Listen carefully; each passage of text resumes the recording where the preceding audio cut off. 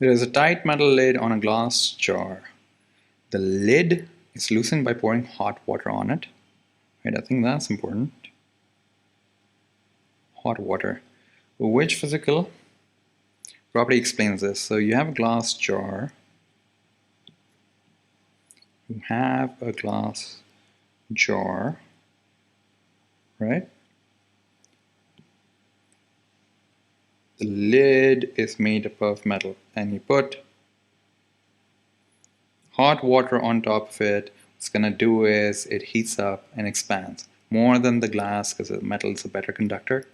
Expand more and be loosened. So from expansion explains why it's easier to lose. Radiation would have been cool, but simplest explanation. Light strikes the top surface of a glass block of an angle 15 as shown. It's remarkable because this angle is actually measured from the inside and confuses everyone. So this is actually going to be 90 minus 15, which is 75 degrees, right? And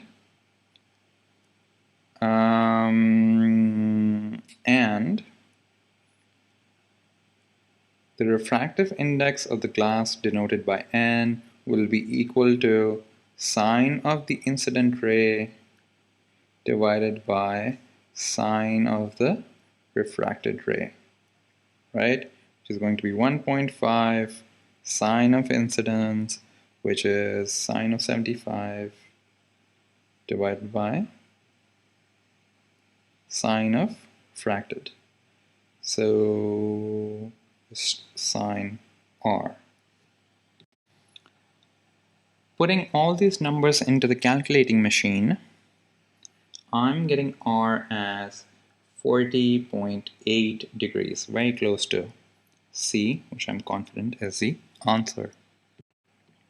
What proves that a metal bar is a permanent magnet? So let's say you have a magnet in front of you and something else in front of you, and you want to figure out that, okay, is this thing a magnet? So most things will attract if they're, like iron is attracted to magnets. But the only thing two magnets can do is repel each other.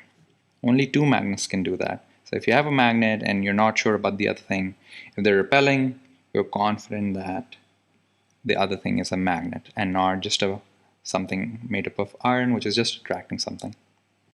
The diagram shows a speed time graph for an object moving with uniform acceleration. Okay, what is the distance traveled in the first 4 seconds? So the first 4 seconds you can just use the formula. Well, actually it's kind of tough to use the formula because the speed is actually changing.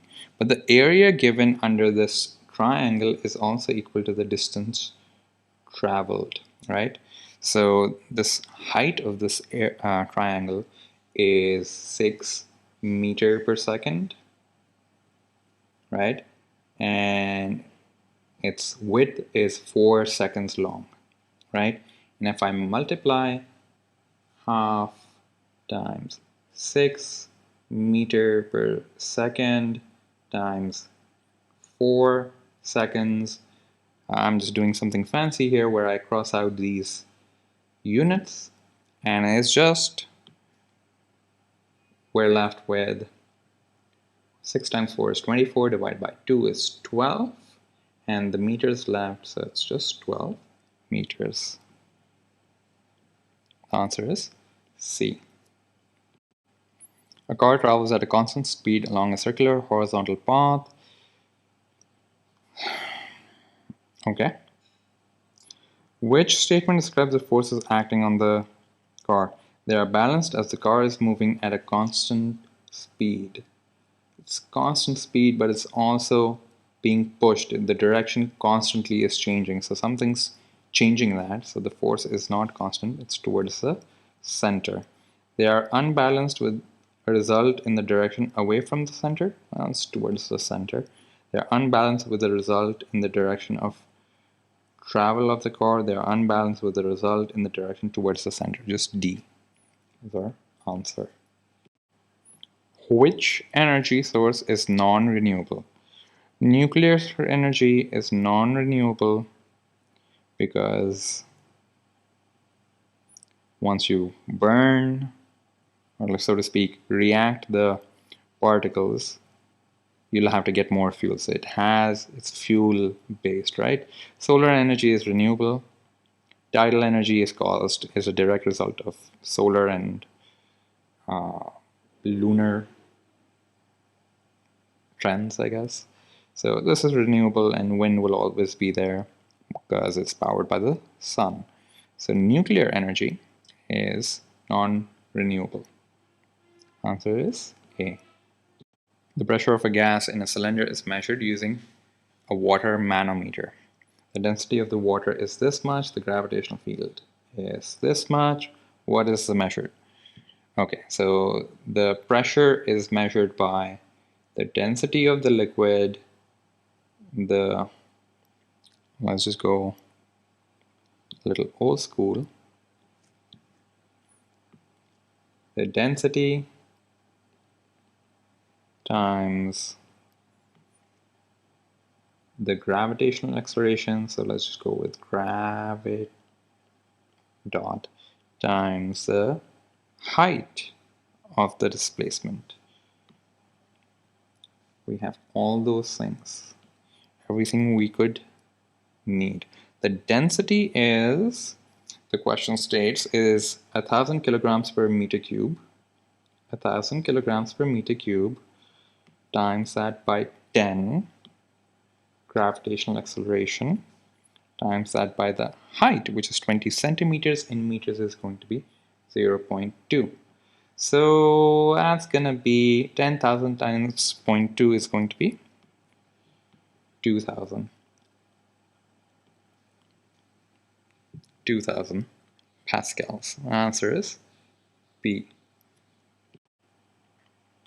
A tray for making ice cubes holds 30 grams of water. The specific latent heat of fusion is this much. How much thermal energy? So the water at 0 degrees Celsius is turning into water solid or ice at 0 degrees. So that requires some energy, and that energy is the latent heat of fusion is equal to, or like the energy is equal to the mass times the latent heat of fusion. Right? The mass is 0.03 and the latent heat of fusion is 33,100,000. That's gonna be 1, 2, 3, 4, 5, right? And multiplying that by 3 is going to give me, I'm just multiplying the right hand side by 3, so I get 990,000. Multiplying that by 0.01, I'm just going to take 2 of these zeros away. I have 9,900.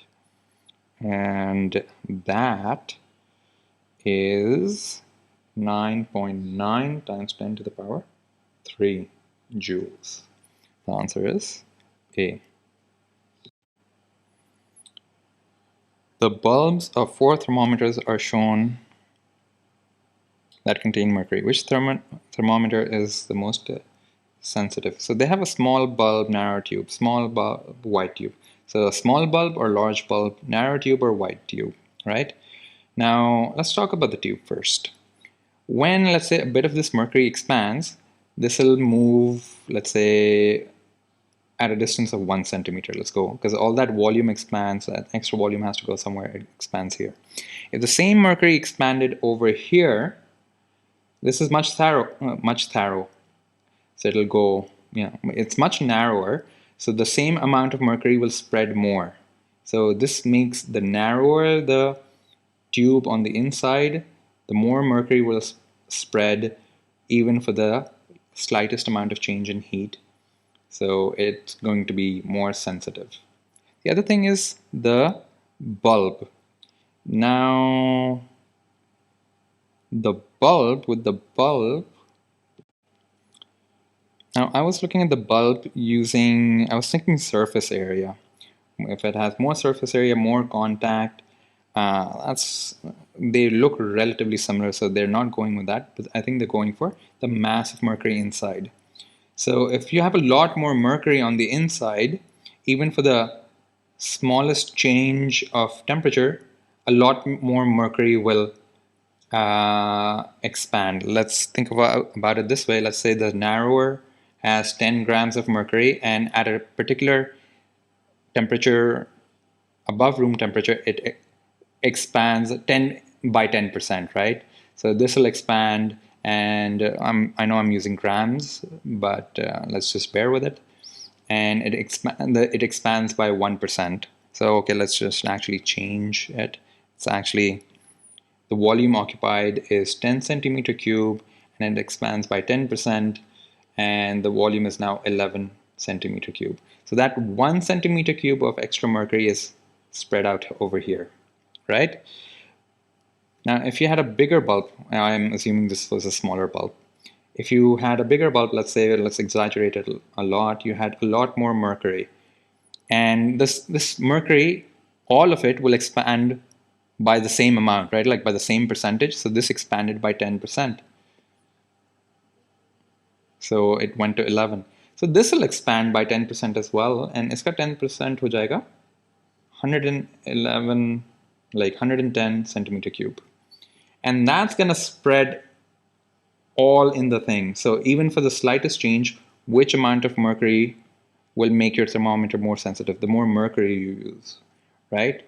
Because it's going to make the thing more sensitive. It's going to expand more stuff to expand, right? So the correct answer is large bulb, narrow tube, which is over here. D is our correct answer.